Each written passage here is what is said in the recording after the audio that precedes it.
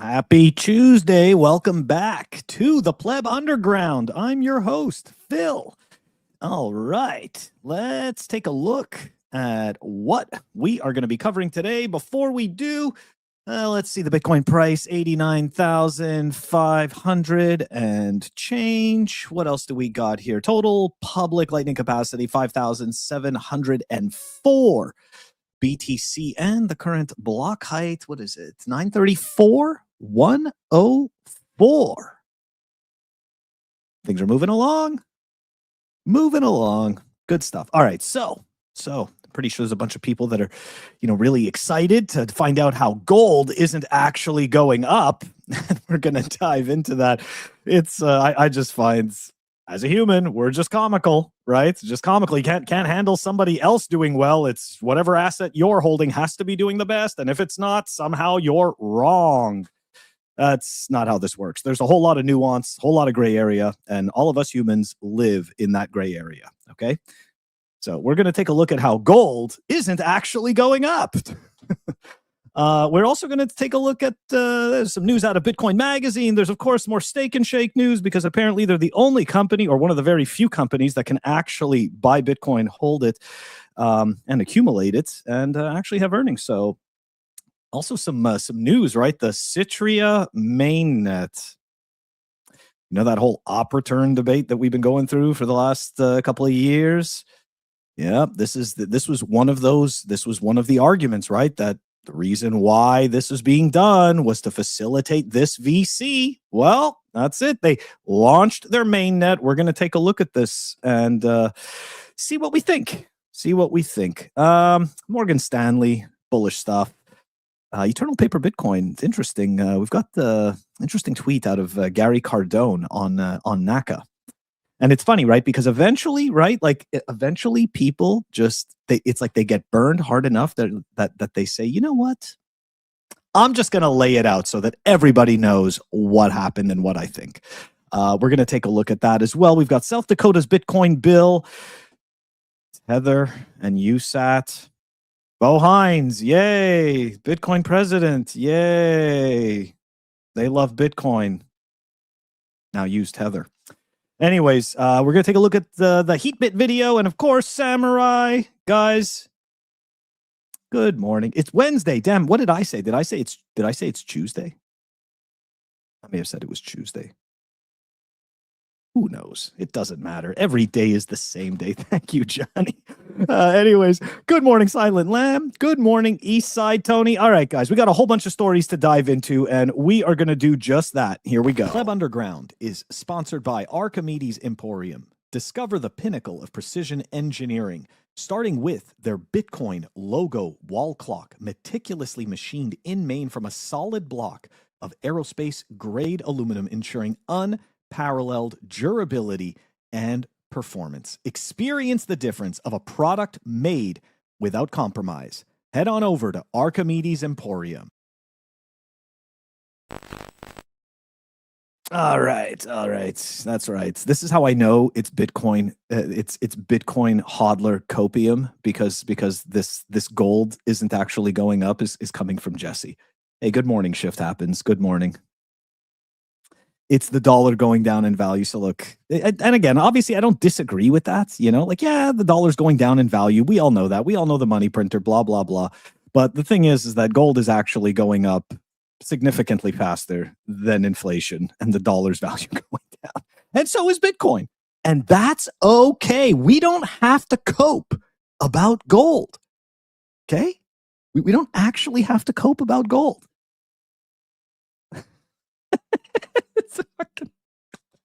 I don't even know what to say about this. Look, guys, here's the purchasing power. Gold is flat, right? You can't get any more with gold. And the US dollar is just going, come on. It is not a direct correlation in any way, shape, or form, the amount of money printing and the value of gold. So look, it's at some point, you just got to realize it's a bunch of hopium dealers, right? Right now, the big thing to do is to complain about gold, complain about silver, talk about how well they're doing, how terrible Bitcoin's doing, cherry pick the timeline so that you can feel really bad about yourself, kick yourself in the nuts a little for not seeing the future and not buying way more silver. Or the best thing is, not having perfect hindsight and acting upon it, right? Dumping your Bitcoin at 126, all of it, and then moving all of it into silver at the perfect moment. Like this is futile, right? These are just efforts in futility. There's no point in doing this to yourself. Bitcoin's going to be just fine. Yeah. Gold is going to do very well. It's a hard asset, regardless of the narratives. It is a hard asset. It's been around for it's been around. It's the beginning of essentially the Big Bang, right? Gold has always been there, but in terms of Earth, right, we've been fascinated by it for like 5,000 years. So it's got a hell of a long track record. That's okay. Okay, that's okay. Gold, silver, these things are fine. I don't care. I don't care about their qualities. I care about Bitcoin's qualities. So I placed my bets with Bitcoin, and that's where I am. Anyways, it's just so funny that we have to fucking cope about gold. Sorry, I didn't mean to swear. I just can't help it, because to me, that's what that brings out. And I do apologize. Not that I'm trying to be a kid-friendly show or anything, but I know that people, for whatever reason, some people get really upset that people swear on streams, and that's okay. It's all good. It's all good. Okay, anyways, let's dive into the Steak and Shake stuff, right? So Steak and Shake, they just keep doing things. They just keep doing things right. Like you can just do things, and you can do them right. And that's exactly what Steak and Shake is doing. Last week, they announced that they're going to give their employees, they're going to essentially turn some of their employees into forced hodlers, right? Because they're going to vest 21 cents an hour into BTC for them, which they're going to force them to hold for approximately 2 years, right? Make them into hodlers. Granted, not everybody's going to keep it right after 2 years. Some people just don't give a shit. They're not going to learn about Bitcoin. That's perfectly fine. They can sell it, give it away, do whatever they want. However, the people who do decide that they want to store their value into the future, the people who do decide that this is something important and they want to learn about it, well, guess what? They're going to reap the benefits of that. That's all there is to it. So, you know what? Good stuff. Good stuff, Steak and Shake. Way to go. So they're buying $5 million in Bitcoin. So not only does Steak and Shake have revenue and cash flow. I know everybody hates that. Fuck you. Why do you keep reminding us that these broke businesses hold Bitcoin? It's like, that's right. Steak and Shake, they actually have revenue. And the Bitcoin that customers give them, they put into their treasury. And then, because they have revenue, they can buy Bitcoin without kicking shareholders in the nuts. This is wild. They're not the only ones, of course. There's a handful of companies that are actually doing this right. And we congratulate them. We congratulate them. And I make fun of the companies doing it wrong until they're doing it right. All right. So all the Bitcoin-related sales continue to flow directly into Steak and Shake's SBR, which is corporate treasury program funded through the customer payments, operational efficiencies, and the company's broader push into a BTC-based financial technology. Our self-sustaining system, this is wild, improving food quality that grows same store sales, that grows the SBRs, transforming the chain via financial technology. No way. No way. So they're actually doing what Bitcoiners pretended that they were going to do 10 years ago. Right, when Bitcoin was more about the ethos of freedom and quote unquote anarcho-capitalism, whatever you want to stick into it. So back then, right, the whole thing was that you were going to be able to store your value into the future, and as a result, you can then take on more risks in order to improve your life, maybe improve your family's life, whatever it may be. Right? Develop something new. But the point is that Bitcoin would afford you the opportunity to do these things. Somehow that message all got lost. And apparently the thing to do with Bitcoin is just to buy it, hold it, put out as many posts as you can that you're doing that. And when the time is right, dump a bunch of shares on unsuspecting suckers and then pretend that that is somehow good for them. Good for shareholders, good for Bitcoin. And of course, it's good for you. Anyways, it's just, yeah, I can't help it. I love to rag on these companies because it's such bullshit. And I love calling out the hypocrisy. Like, that's all it is. The message has completely changed. Most of the newer people in this space have no idea that the message changed. Okay. Because everything moves so fast. There's always so much going on. So it almost seems like everybody's always been cheering for these crappy broke companies to buy Bitcoin. That's not true. Okay. We've been looking for, a lot of us, myself especially, has been saying, hey, We need great companies that have cash flow that decide they want to hold Bitcoin and accumulate Bitcoin. Yep, I know. It sucks. You know, you're holding some fucking bag of some penny stock and you're hoping it's going to go up 1,000x. Why isn't ASST going up? They have Pierre Rochard. They don't make money. Sorry. They don't make money. Too bad. I know. It sucks.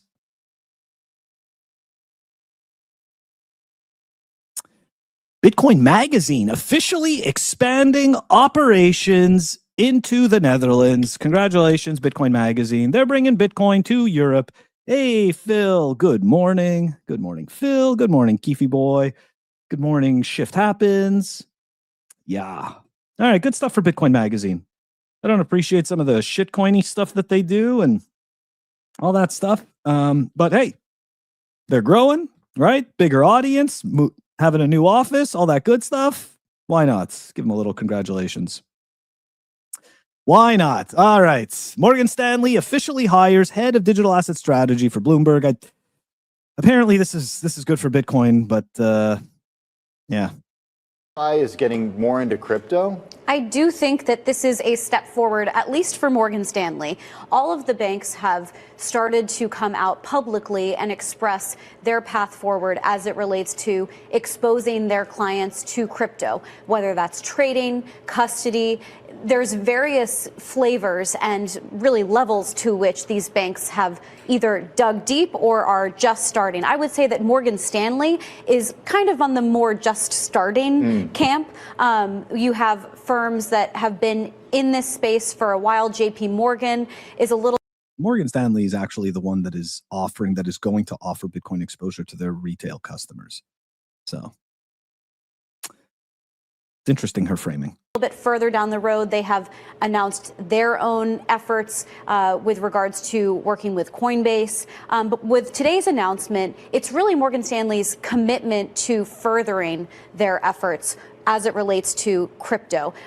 They previously had filed earlier last month for ETFs that are all crypto related. And last year they made an announcement about working with this cryptocurrency infrastructure provider, Zero Hash, and that's to expose their E-Trade clients who want to trade with them. So they have already made some announcements, but this appointment is really, here's how we're going to engage both internally, organize the company, make sure that we have our. Okay, I just have to go look that up because I've never heard of Zero Hash before. The operating system for digital money. Zero Hash is the trusted crypto stablecoin and tokenization platform that brings okay, so it's just shitcoining. Sorry, yeah. Sorry. Crypto related. I'm Canadian. I can't stop apologizing, and then eventually I end up in this apology loop. So I apologize for the apology loop. Initiatives going forward, and then also this appointment is going to be a path forward to connecting with crypto-related companies that they can work with outside of Morgan Stanley to further their efforts as well. Oh, so like investment banking clients, that kind of thing too. How much do you read into this being an offering on the wealth management platform? Because that is Morgan Stanley's bread and butter. I mean, investment banking is certainly a big part of the firm, but where it really gets its stability is from that massive wealth management business. Yes, and also this Amy Oldenburg, she's coming from Morgan Stanley Asset Management. So she's had this experience and she's been at the bank for over 20 years. This new role that she's going to be stepping into, she's going to help both connect the asset management. All right, so it's just going to be a whole bunch of shitcoining, right? TLDR, it's just a bunch of shitcoining. Of course, they're going to talk about Bitcoin because they got to talk about Bitcoin. But the reality is that their products, it's mostly going to be shitcoins.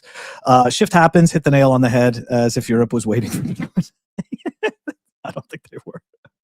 I totally agree. Yeah, exactly. If I saw that Bloomberg crypto banner, I wouldn't be watching it. Yeah, it's like right away. It's just funny though because a lot of this stuff gets framed. Yeah, exactly, right? Hey, look, I do this stuff, guys. In some cases, I watch painfully cringe stuff because I do this channel, right? So I'm watching it so that you guys don't necessarily have to, and then at the very least, I try to offer some commentary to shield you from the crap of the video. But yeah, it's It's just, this is no surprise. This is par for the course. This is exactly what we've been seeing since, at least since I've been, starting to hodl Bitcoin. First, it started with the ICOs, all of the shit coins, right? It was the same thing.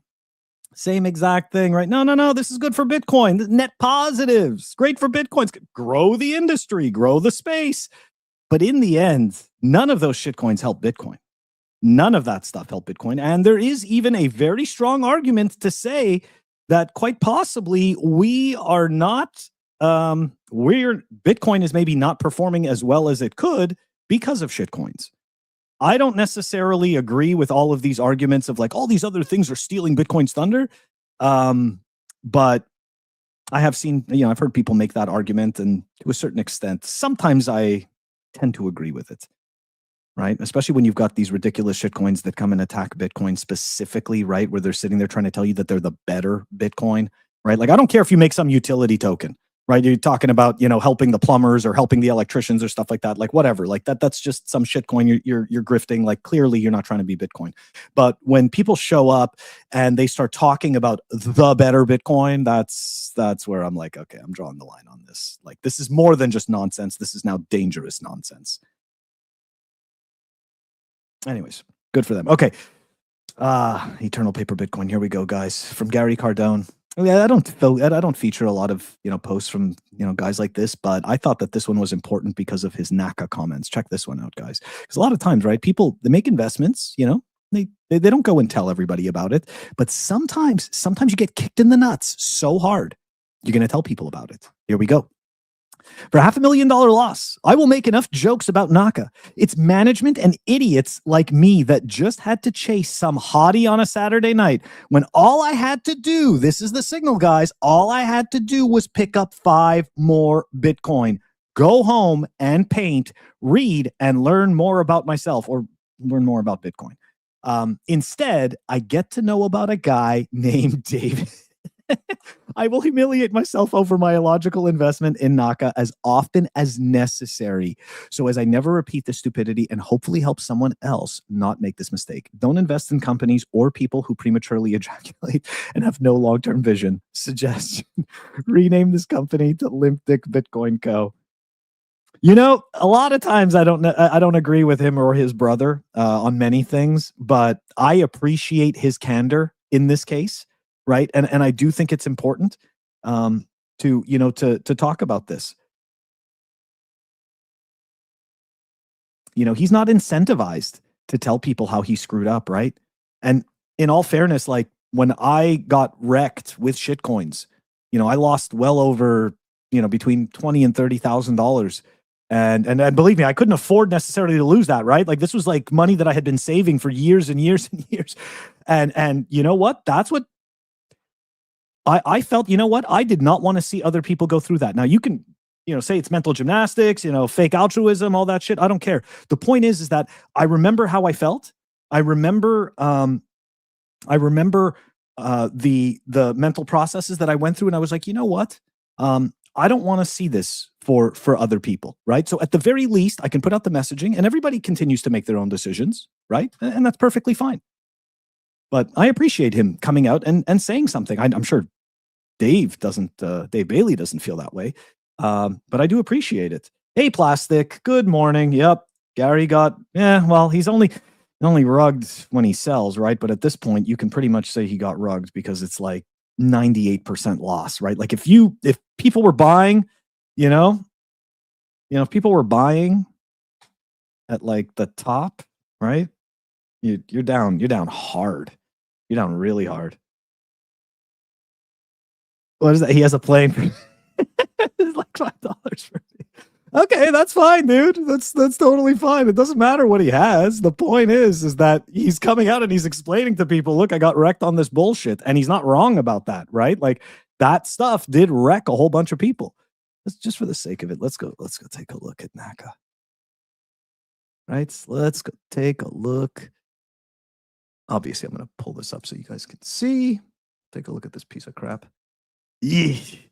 It's even below where it was trading when it was kindly MD. I want you to really think about that, right? Like somehow the prospects are supposed to be better with Bitcoin, and yet it's trading below where it was when it didn't have any Bitcoin. I want you guys to really think about that for a second. Damn. That is one ugly freaking chart. Anyways, they're doing a stock buyback. So you should be excited. Right, Gary? You should be excited about the stock buyback. Why not? Why not? Anyways, all right, let's move on to some actual news stuff that's happening. I just wanted to point that out because I thought it was, for me, I liked seeing his candor and I appreciated it. So South Dakota introduces bill to allow the state. Oh, yeah. Hold on a second. Before we start on that one, did Bailey say steady lads? Not yet. Not yet. But somebody else did. Somebody else did very recently. I think I commented on it. Anyways, South Dakota introduces bill to allow the state to invest in Bitcoin. Let's dive into this one a little bit more. So here's what's changed, right? So the bill was already in play, but there were some modifications to this bill, okay? The new section, the amount of state money that the state's investment council may invest in Bitcoin may not exceed 10% of the state's money made available for investment. Okay, so they've got a cap on what they can invest. And what else do we have here? Any Bitcoin acquired as an investment must be held directly by the state investment council through the use of a secure custody solution. Hopefully, they do not have a contract with CMDSS, the company that was helping the U.S. Marshals. And if they did, then that contract is probably gone at this point. On behalf of the State Investment Council by a qualified custodian. Maybe they'll go with Fidelity. In the form of an exchange-traded product issued by a registered investment company. Okay. So it looks like they can buy real Bitcoin, right? They could store real Bitcoin. However, they could also just simply purchase shares of the ETF. Now, the other thing that's pretty interesting, which I'm not showing because it was just very long, but they've also defined a new section for self-custody. So if they're going to use self-custody, what are the rules that they've put in place for themselves for self-custody? So I got to tell you, North Dakota's taking stuff pretty seriously. Good for you guys. I'm happy to see that. They probably, in all fairness, they kind of defined their cold storage solution better than some retail hodlers that, do this all the time. That's right, guys. That's right. It's time for the state news. That's where we were. That's why we talked about the bill. And now here we go. Bo Hines. It's almost like it was a script, right? Bo's at the government. He's part of the crypto team. Then all of a sudden, his usefulness in that position is finished. So now he can go to do the job that he was originally going to do. And boom, he goes over to Tether, right? And then all of a sudden, hey, here we are, USAT, the US-based stablecoin. So the wait is over. Nobody was waiting for this. Nobody. I don't think a single person was waiting for this. Tether announces the launch of USAT, federally regulated dollar-backed shitcoin made in America. All right. So USAT represents a milestone not only for Tether, but for the trajectory of the US dollar in a digital era. Now, while I'm saying this, and I keep saying US dollar and I keep saying stablecoin, what I want you to hear is I love Bitcoin. Okay? So let's keep going. This launch reinforces the strength of the US dollar at a moment when countries are competing to shape the future of money. I love Bitcoin. Tether's group is the 17th largest holder of US treasuries globally. I love Bitcoin. Ahead of sovereign holders including Germany, South Korea, and Australia. USDT continues to power the digital economy at scale outside of the US, right? Supporting the widespread international use of the US dollar for payments, commerce, and reserves. And you know why that's all happening? Because they love Bitcoin. It's so good. I'm so glad they love Bitcoin. Makes me feel so good. Yep, always.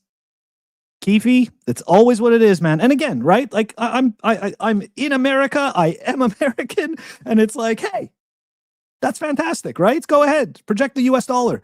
My whole shtick is that, hey, these are companies that tout Bitcoin. They always talk about how they love Bitcoin and they're doing everything for Bitcoin, but they sure seem to be doing a whole lot for themselves by way of backing the US dollar and pushing shitcoins.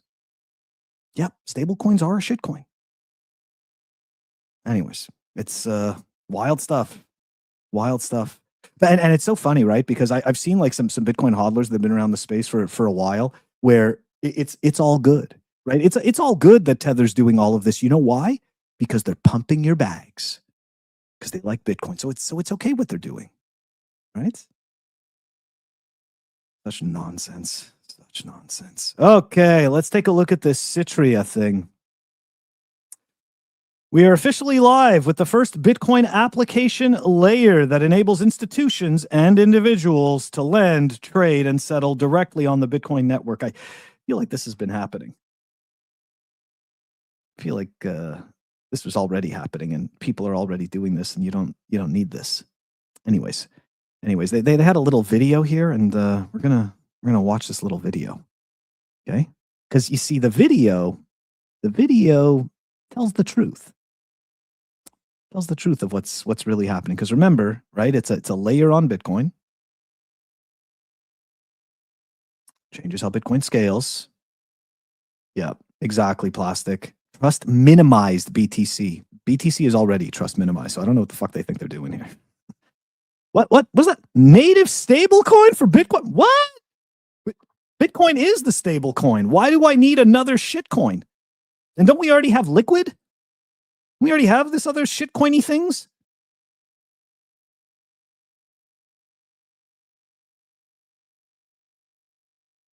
What was that? What was that? Let's go back a second. What was that? Yield. Fucking yield. This is crap, guys.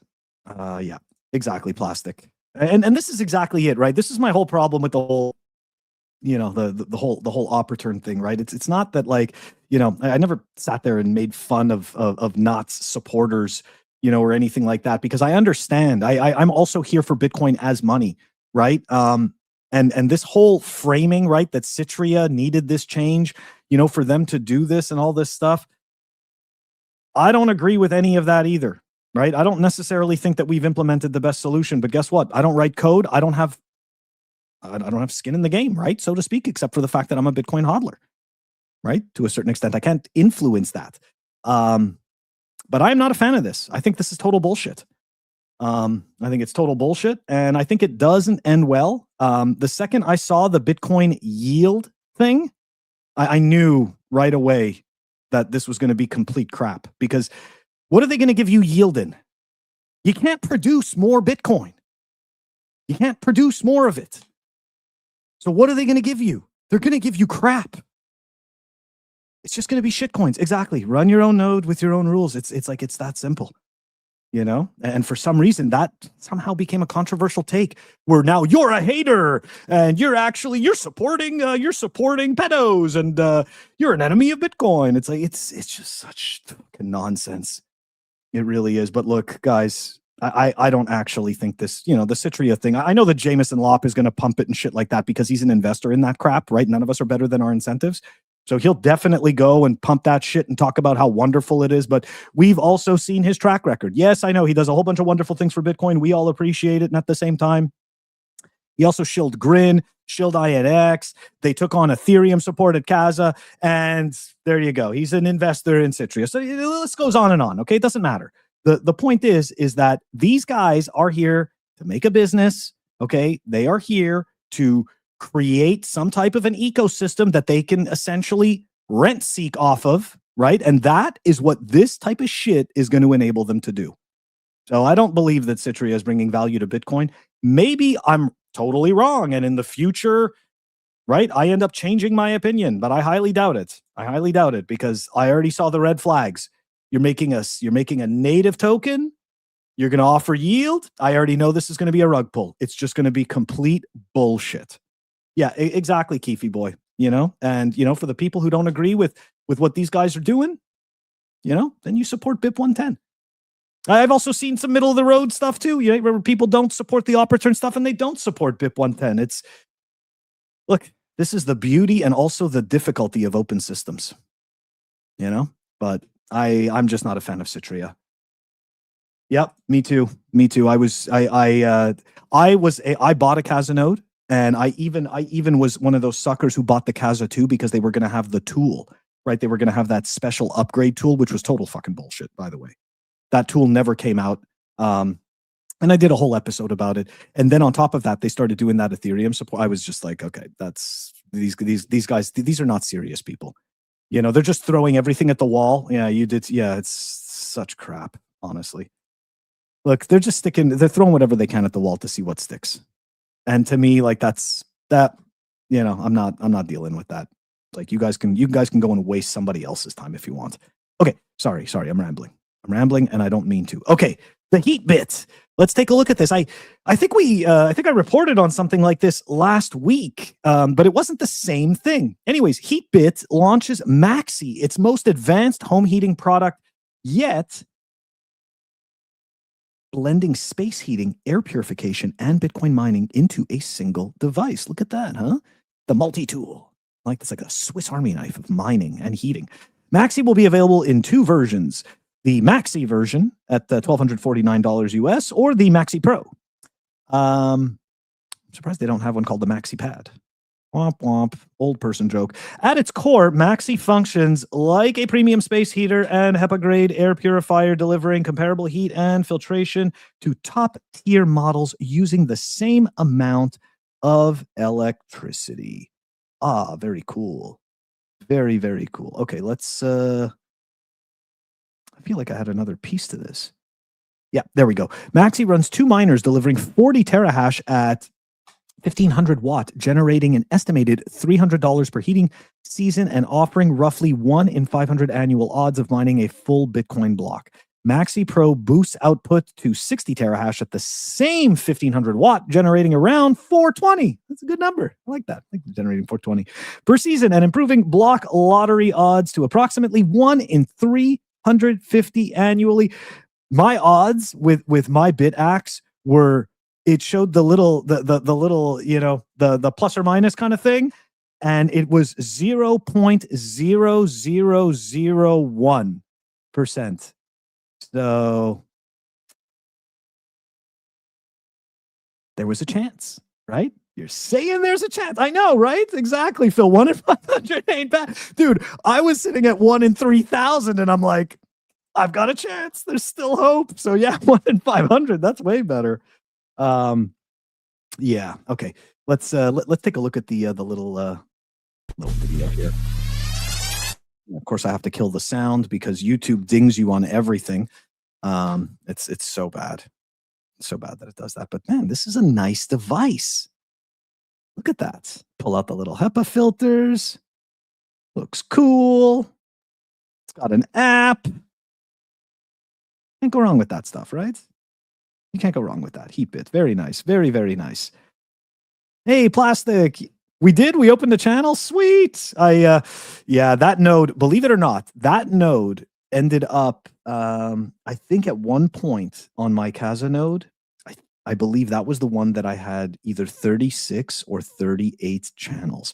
I was really being reckless. For me, I was being reckless. This was like the Bitcoin I had begun to accumulate.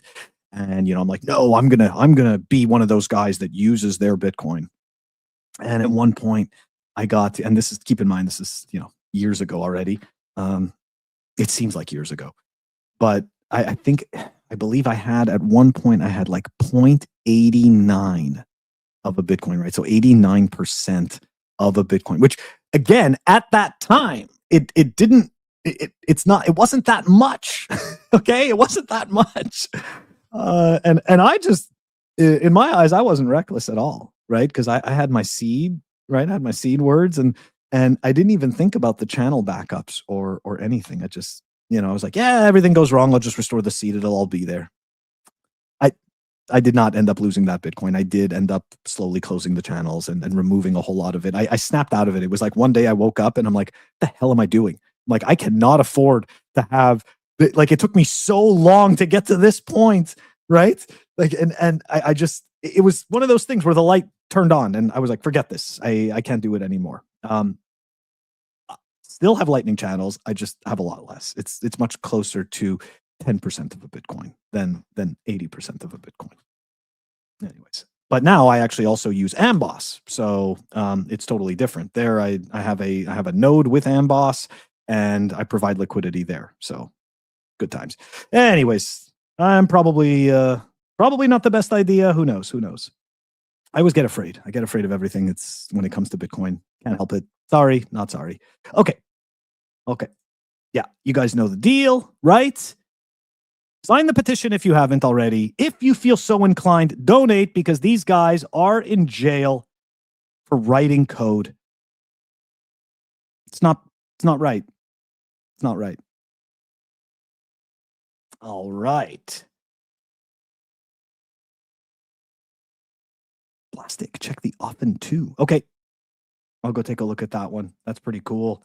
Can heat your home with it. You know, I genuinely feel like sometimes the universe hates me because, and I'll tell you why, because I lived, right? Like, so I grew up in Montreal and then I lived in Massachusetts. So the majority of my life has been spent in freezing cold weather. And then Murphy's Law, I move to Florida and all of these Bitcoin developers and technicians are making heaters, mining heaters. I just can't catch a break. Anyways, it's good times, guys. That is going to do it for this episode for today. I hope you have a great rest of the day. And you guys know the deal. I'm going to be back tomorrow, same time, 12:10 p.m. Eastern. And we are going to be going through all the fun. Let's see here. The Often 2 from 21 Energy offers a heat output of up to 1,000 watts and enables uncomplicated plug-and-play commissioning for particularly easy handling. Man, I'm plastic. I'm going to check it out. I'm absolutely going to check it out. Thank you so much. 21 Energy. I feel like I've been to their website. Yeah. Anyways, good stuff. This is what I like to see, right? Like all these kind of smaller companies, you know, and they're, again, this to me is what's real. You know, these businesses, they take a risk, right? And the risk is they want to build something that might change the game, or at the very least, make things better for people. What we like to see. You know, there is this crazy idea that not everybody builds things just for a paycheck or just to get paid. Sometimes people build things simply because they want to, or simply just because they want to see it exist. They want to see it be real. They want to see if it can be real. Anyways, have a good one, guys. I'll catch you tomorrow.